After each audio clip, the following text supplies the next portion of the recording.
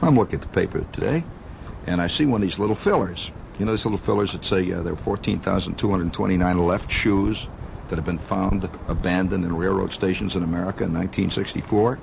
You've seen that kind of stuff? Well, I'm reading this little filler, and it has an interesting statistic here. It says, Blankety Blank Lake is the deepest lake in the United States with a depth of 1,932 feet. That is a deep lake. What lake is that? It is not Hapapatcong, which has a depth in one place of over 12.5 inches when the wind is blowing in the right direction after a good rain. This, no, I'll tell you what lake it is. It's in Oregon. Crater Lake. 1,932 feet. Oh, boy. Well, I thought about that for a minute. I said, gee, that's important, you know. That's just the kind of stuff that boring people would talk about. Yeah, that's right. Well, I don't make any. I just make no. I make no claims. I mean, you know. I admit it. You know. So what am I going to do? As George H. says. He says, if the words are nice enough and they sound good enough, the people will pay anything for them. That was bad. I'm getting calls from all these people who believe in astrology all over. Sorry, friends. Call that crowd down at the other end of the dial. I believe in flying saucers. There's another crowd. Yeah, I find people who believe in astrology also tend to believe in flying saucers. They tend to believe that the earth is hollow and that there are guys down there with fur in their ears who you know, years ago decided to create a better society, and they're living down there in the hollow earth. They also believe that the Air Force is faking it. They believe that there is a cure for cancer, but the AMA is preventing it from coming out because they make so much dough from cancer cures. Let's see what else they believe in. They tend to become, in later life, vegetarians. They also tend to believe strongly in cats. They quite often wear either tennis shoes or space shoes, sometimes both. They tend to do a lot of knitting. I've noticed that. And if males, they generally wear cardigan sweaters. Yes, they do. They wear cardigan sweaters, and they keep saying, well, you never can tell. Yes, you can, friend. You can tell them every time. Here they come. The March of the Barbarians. Choo, choo, choo. Oh, it's one of those nights, you know. I feel randy tonight, raunchy. I know the word is really rank. Do any of you know that word? You know, it doesn't. The use that I just used, it has nothing to do with making PFC. Although I will remember that day my dying day. I remember the day I made PFC. It was just so exciting. Did I ever tell you how I made PFC? You don't want to hear that. That's a dull story. Well, no, not me. No, it wasn't very dull, actually. It was. To me, it remains one of the great mysteries of my life. How many mysteries do you have in your life? I mean, a real mystery. You cannot explain why a certain thing happened. I suppose if you get enough of those, you start to believe in astrology. Oh, you know, these people who believe in these, you know that every 4 or 5 years there's some cockamamie character pops up out of the woodwork who claims that they can predict the future. And what's so sad is that there are 18,000 idiots who immediately say, yeah, you know, and they always predict the future in such unbelievably general terms. Like, for example, I could start predicting. You want me to predict the future? In the next 3 months, an internationally known figure will pass from the scene. Any insurance man will tell you that. Well, I just said an internationally known figure, friends. That could be anything, anybody. And it could be some guy that heads the international division of the Continental Can Company. He's internationally known. So that's the way you do it, see? And later on, you come back and you say, see, I predicted it. Well, you say, in the next 4 months, there will be political revelations that will surprise many people. Bum. This is the way you make these things. You get on Long John show, and he says, well, I don't buy it, but I'll tell you this. Folks, that's... I don't know. I'll tell you what. We make you wonder what it's all about, then. The seventh progressive house of Neptune moving into the fourth natal regressive phase of Pluto in the ascension. Man, oh man. That's the kind of stuff that W.C. Fields used to do so well. He would have made a fantastic television astrologian, as they pronounce it. Yes, you have a very interesting house, my friend. You are Aquarius. I could tell right away. Your nose runs. Yes, Aquarius. You say you were born May 7th, 1941. Don't give me that. You're 200 years old. Good day, baby. All right? Don't say. The fourth house of Neptune is moving into the seventh Aquarius. Hey, George, you got any chewing tobacco? We moving over here? Yeah, then that'll be $20, please. Now, it's one of those nights. But I guess you if you have a couple of miracles happen to you, get so you believe in this stuff. Well, I almost did one night. I've been in the Army for about a year now, see, and nothing happened, man. I mean, nothing. I was going nowhere. And I'm sitting in the barracks. They have announced that the next day we're going to have a 20-mile hike, what they call a forced march. Now, forced march means you got to, you got to get out of there real quick. See, armies practice forced marches. Forced marches are like rehearsing retreats. Yeah, you don't just go in that.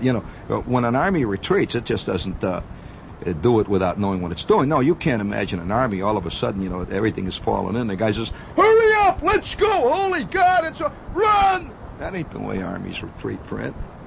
That's what you want to do, and that's what you sometimes do, but that's not what you're supposed to do. And there's a fine distinction there. Have you had the feeling that there is a fine madness loose in the world? Yeah. Why, practically every important person today has his own private astrologian.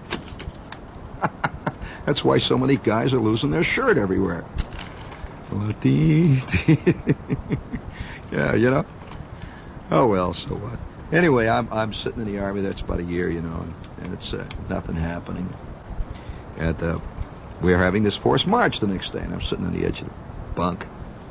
Well, after all, when you're 2 years, a year in the Army, a 20-mile hike isn't much. It really isn't, The only thing that bugged us was that the temperature was about 12 degrees out, and it was kind of sleety, and there was mud all over the place, and this crummy, we had a lieutenant who had just joined our company, see, Lieutenant Culligan.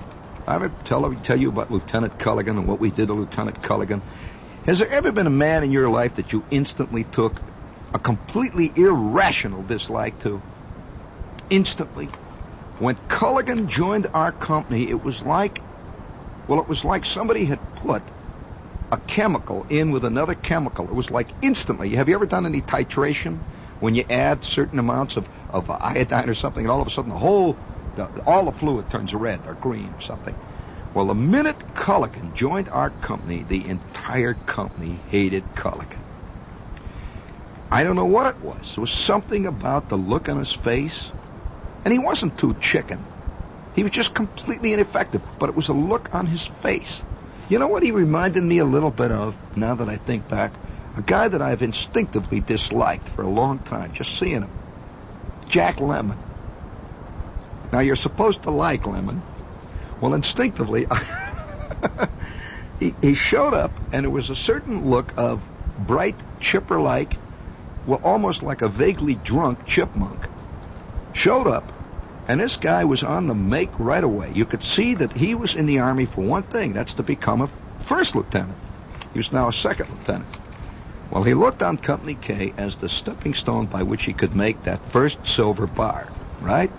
Lieutenant Cherry, I never saw a man with a look of more profound resignation.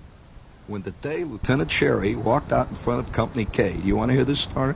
Almost all Army stories are very, very unfair to officers. It's like officers belong to some kind of a nutty, insane, fascistic, wild... No, they do not. I'm sorry, friend. No, I'm sorry. They're human beings like everybody else. And poor old Lieutenant Cherry, I remember the look on his face of sort of resignation when our old executive officer broke his leg. And yeah, he busted his leg. How did he bust it? He busted on the obstacle course.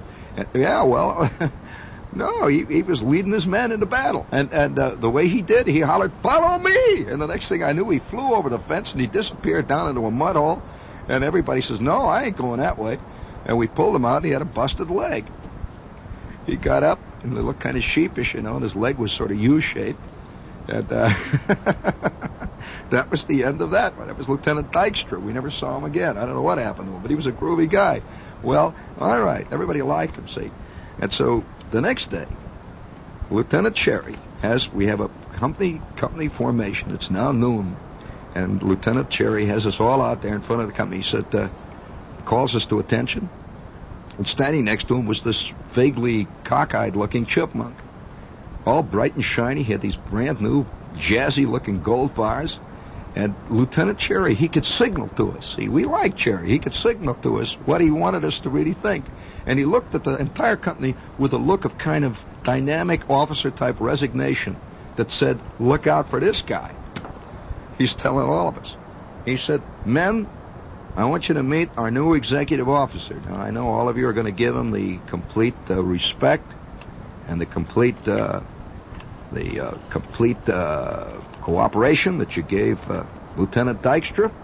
It's unfortunate about Lieutenant Dykstra, but I got a letter from him already today. He's down in the base hospital. He says he's going to be all right. He's glad he got away from the company, but he'll be all right. And I want you to meet Lieutenant Culligan. Lieutenant Culligan comes to us fresh from Fort Benning, Georgia. He's a brand new second lieutenant, and he knows all the latest infantry tactics. And we want you all to get behind Lieutenant Culligan. Lieutenant, you want to take the company out and give them a little drill, and so that you can get acquainted with the boys. And Lieutenant Culligan throws this snappy Fort Benning salute to Lieutenant Cherry. Lieutenant Cherry, you could just see his back sort of sag. "Oh my God, no!"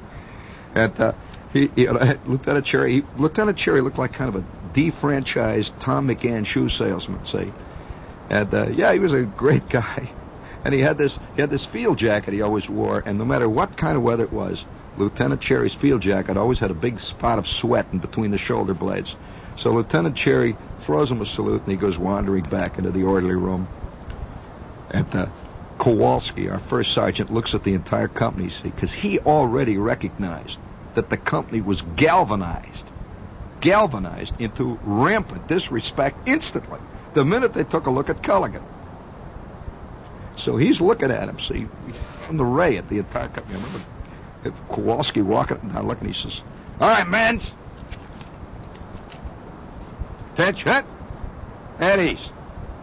Lieutenant Culligan's going to take you out to the drill field, give you a little close order drill, and I want you to show him just what a sharp company this is. Right? All right, men. Attend, hut. Company's all present and accounted for, sir." That the lieutenant gives him a salute. A lieutenant with this niggling voice. It was like having Jack Lemmon all of a sudden, your officer. See, he turns and he says, All right, men, attention. All right face, forward, march. And he starts trotting. He starts trotting next to us. So we go up, beep, up, beep, up, beep. Rain is coming down. Up, beep, up, beep, up, beep. We get out on the drill field, right? And you can see a couple of other companies still drill. And we've been in the Army long enough. We don't need any drills, see, but he just wants to. It's like taking a car out, you know. When you first get that company, it's, you want to run it through its pace. Give it a few old Blake arches and, you know, good stuff like that. Some jazzy counter marches, and try to march them right through the grease pit or something good, you know. So he says, all right, men.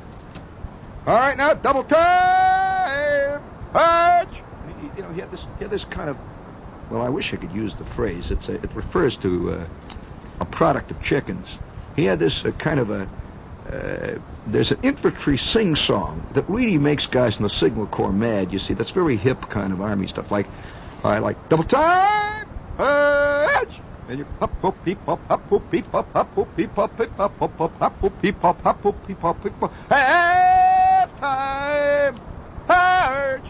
Up, beep, up, beep, up to the right, oh, Blake, march! 5 minutes of this, and you could see the hackles on everybody around going up. I could see Gasser ahead of me. The hackles are up, sticking up like like pins in the back of his neck. Well, the company, you see, out of a matter of sheer perversity, we were probably the second sloppiest drill company in the history of the armed services of any nation. Well, you should have seen Company K. I want to tell you, sharper than a tack and twice as feisty. We were snapping it off and moving out. We were picking them up and laying them down. You never saw flatter guts than Company K had that day. You know, we're going moving around. So later that day, we're sitting in a mess hall. Dead silence. Because the next day we're going on this crummy march, which is going to be presided over by Lieutenant Culligan. And, of course, Lieutenant Cherry will spend most of his time arguing with the battalion commanding officer, trying to make sure that we get our spam for tonight, right? So, the day dawns bright and early. Company K and about 19,000 other companies move on to that long march. Now, you've probably seen movies of whole gigantic groups of men, like half a division maybe, moving out. Well, we had 2 complete battalions of signal troops. Now, that's a lot of men. And we're in a long line that would stretch roughly from here to Yonkers. And we're moving through the boondocks with the rain coming down. Well, you know, we've been on 1,000 of these. But here was Lieutenant Culligan, who suddenly saw glimmerings, and he'd only been a second lieutenant probably for a month. He was already working on his first lieutenant bars. He could see himself by the end of the war, possibly Major General, something like that. And he was going to do it over the dead body of every PFC and Yardbird he saw. So, we're about halfway through the first 2.5 hours of marching, and by now we've settled down into a steady movement. Anybody who's ever been, he knows that any GI who's going on long overland marches knows that you move into a steady. Your body is completely independent of your mind. You're not tired either. You're truly an animal. You know how an animal? You know, I think man is one of the most fascinating physical animals in the world. That man can cover more ground. Did you know this? He can cover more ground in one 12-hour period than any other single animal, with 2 exceptions. Do you know what 2 they are? Man is a fantastic animal. Oh, sure, you know, not many animals can cover that much ground because man is persistent. Most animals will go a brief spurt. How much ground do you think a lion will cover in a day? Not as much as you think, because they go in little brief spurts, you know, and they don't have much ultimate endurance. Man has fantastic endurance as an animal, especially when you're in shape, and we were. See, so after about 2.5 hours, we're just moving, clink, clink, clink, clink, and everything moving. Now, clink, clink, clink, clink, clink, clink, clink, clink, clink, clink, clink, clink, clink.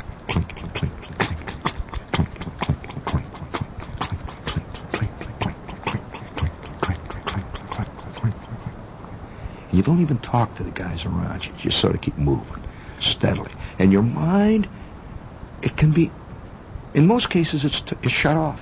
It's not even anywhere else. It's just gone. Nothing.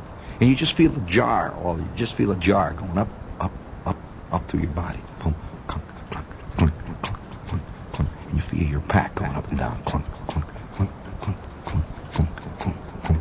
And hitting your hip is that clunk, clunk, clunk, clunk, clunk, clunk. You feel your gas mask. Boom, boom, boom, up against your side. Clunk, clunk, clunk, clunk, clunk, clunk, clunk, clunk, clunk, clunk.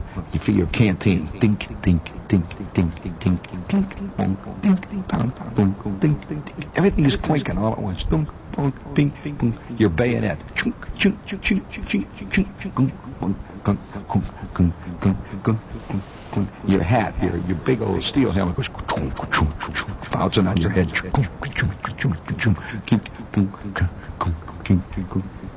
Well, that's the way it feels. That's a very interesting little essay, wasn't it, friends? Well, that's you go after about 3-4 hours. You've covered possibly already. You've covered probably in 3 or 4 hours. You can cover darn near 8, 9, 10 miles. Believe it or not. Yeah, you cover a lot of ground moving like that. Steady movement, and you can see the dust rising from a company ahead of you, and the dust rising from the company behind you. See, well, this was a fragmented march. We were supposed to be going to different destinations. One group was going this way, one group was going another. Well, after 7 hours of straight marching, 7 hours, we've stopped briefly to eat a sea ration on the run, and we are moving along. Every hour, moving, see, every hour.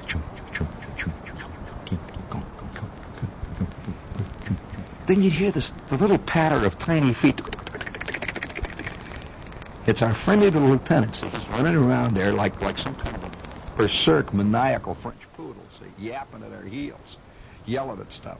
Nobody's listening at all. He's yelling at things. Hey, dress up that. Hey, oh. But every hour, on the hour, he would holler, "Company! Take 5! Fall out! Take 5!" We just fall backwards. Every guy just sort of leans over and falls backward right where he is. You sit on your bottom, you see, and you lean back on your pack. And Gasser turns to me and he says, after 8 hours of this, he says, "Did you ever see more of a horse's behind in your life?" And I said, "No, Gasser, that is true." And I had his Zinsmeister sitting there with his helmet pushed down over his head. And Edwards is sitting there, everybody. The company has no spirit whatsoever under this maniacal idiot. Well, Elkins gets up and he drags his pack over. He slipped the 2 shoulder straps off, and he's dragging a pack down around his bottom. See, he comes dragging over, and he says, "Listen, you guys, we're going to give it to him." Gasser says, "What are you going to do?" He says, "Keep an eye on Edwards, okay? This guy's got to give us a gas attack, right? All right, we'll give it to him during the gas attack, okay? Yeah." So we sit back. And here's the lieutenant sitting there. He's got a map. You can always tell a lieutenant that's bucking. He takes out a map, no matter what's going on. He's got a map, see. He takes out he doesn't know what it is. It's a map of some state 25,000 miles away, but he's looking at it, see. He's got this map on, and his fatigues are very clean and very pressed. And you should have seen them gold bars. They were 4 feet long. And he's sitting back there, seeing, he's looking at the map, and he's got a real, his hair is not only, cut short, but you can see where they've shaved his head, and his neck is red right up to the top of his helmet. He's a real shave tail. He's sitting there looking very official. And then it started to happen. Talk about attrition. I would say roughly about hour 10, we are nearing our destination, which was a big bivouac area. The rain is coming down. It's cold and cruddy. We've got our raincoats on now, which made us all look totally anonymous. We've all got our helmets pulled down low, and we're slogging through the mud.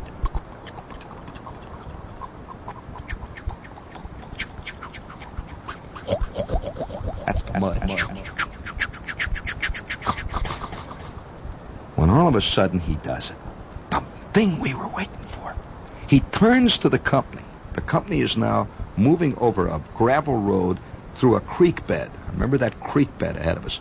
He turns, and he's out in front of the company now. He's got this maniacal look, see, and he's going to show the captain of the other company and Lieutenant Cherry what a fantastic officer he is. And he's running backwards, and all of a sudden, he hollers, "Gas! Gas! Gas! Gas!" Instantly, Company K goes into its gas maneuver. Well, now, for those of you who don't know how this is a whole series of movements that the company instantly makes. You rip open your helmet, or rather your gas mask. There's a big flap on the top. You rip it open, see, and you've been practicing this thing for a year. You know exactly how to do it. You pull the mask down over this way and up and down with the straps over the back. You flip your helmet off at the same time, and you flip your helmet back on, and you're supposed to be able to put your gas mask on in like 3.5 seconds flat, see. Well, we do. And now you got nothing but a whole bunch of totally anonymous guys, all wearing these masks. Well, now, when you wear a gas mask, you can hear the air hissing into it.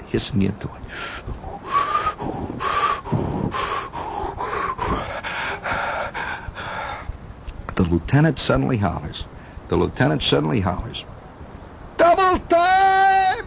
Double time! Let's move out!" We ran for a half an hour with our gas mask on and sweat pouring out of our ears. And then it started. Way in the back, somebody hurled a totally unprintable epithet. And it floated out of the company, and he couldn't see who did it. And we're running. And then somebody went,